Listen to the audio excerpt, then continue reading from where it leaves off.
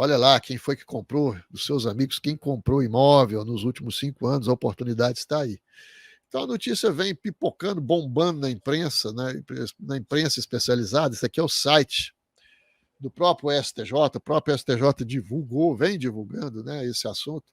Essa notícia aí do ano passado, 9 de março de 2022, a base de cálculo do ITBI é o valor do imóvel transmitido em condições normais de mercado, define a primeira seção do STJ. Então, é sob o rito dos recursos especiais repetitivos, que é o tema 1113, né, a primeira seção do STJ, estabeleceu na verdade, são 3 itens de uma mesma tese, relativas ao ITBI. E o que significa, minha gente?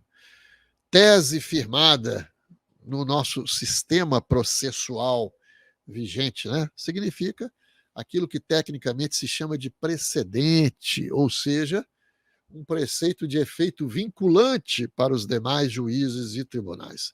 E o precedente aqui está, o tema repetitivo 1113, e nele foi firmada a tese firmada está aí, a tese que tem efeito vinculante para os demais juízes e tribunais, com 3 itens. Primeiro deles, a base de cálculo do ITBI é o valor do imóvel transmitido em condições normais de mercado, ou seja, o valor real do negócio, não estando vinculada à base de cálculo do IPTU, que sequer pode ser utilizado como piso de tributação.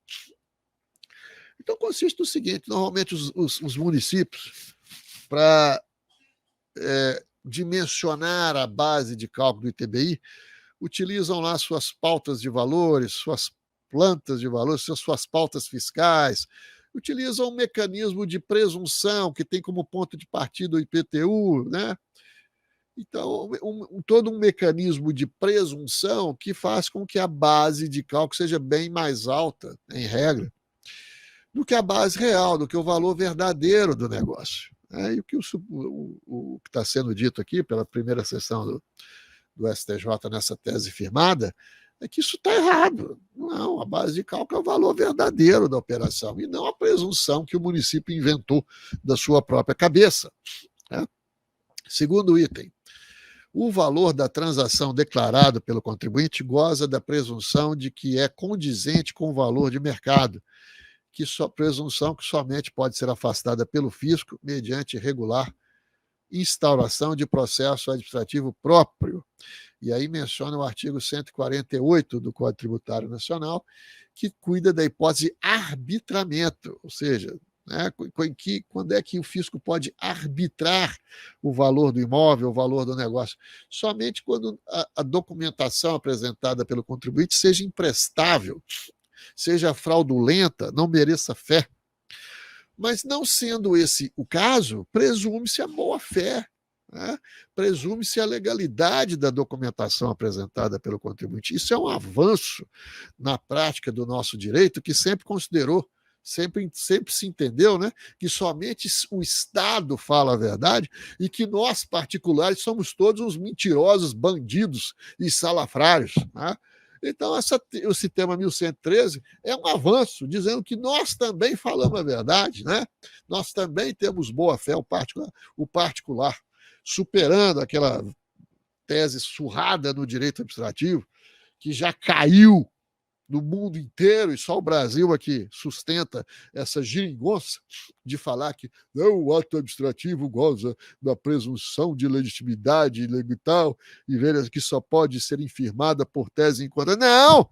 Aquilo que nós falamos perante o poder público presume-se verdadeiro, e se há elementos de falsidade, que o fisco municipal instaure o procedimento administrativo, pois ele sempre teve mecanismos para isso no Código Tributário Nacional, artigo 148, procedimento de lançamento por arbitramento. Né?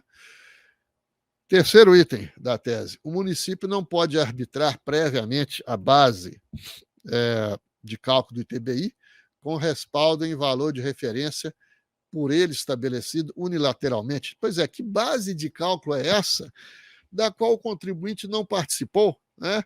Ele faz o seu negócio, o comprador e vendedor, e o município que nem participou do negócio é que vai dizer qual é a base de cálculo do negócio?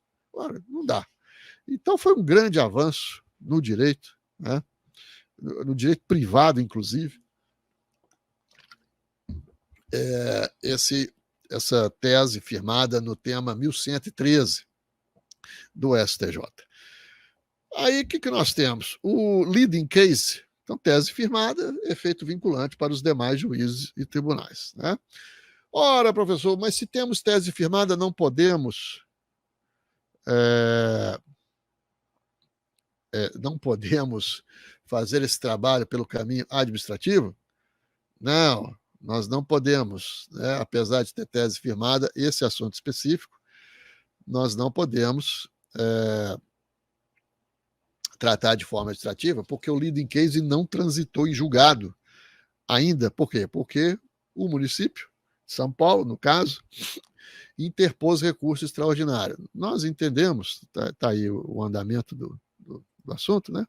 Nós entendemos que esse recurso extraordinário tem pouca chance de êxito, porque não toca em matéria propriamente constitucional. Mas sabe-se lá, né? Ninguém pode garantir o que vai sair da cabeça do juiz. Então, embora as chances sejam poucas de uma reviravolta, mas não podem ser descartadas. Então, nós temos que orientar o nosso cliente nesse sentido. Olha, em razão de não ter ainda um trânsito em julgado do leading case, nós temos que atacar esse assunto pela via judicial, né? E como toda ação judicial, existe algum risco. No caso aqui, as chances de sucesso são elevadíssimas, mas garantia de 100%, isso nenhum advogado pode dar em se tratando de ação judicial.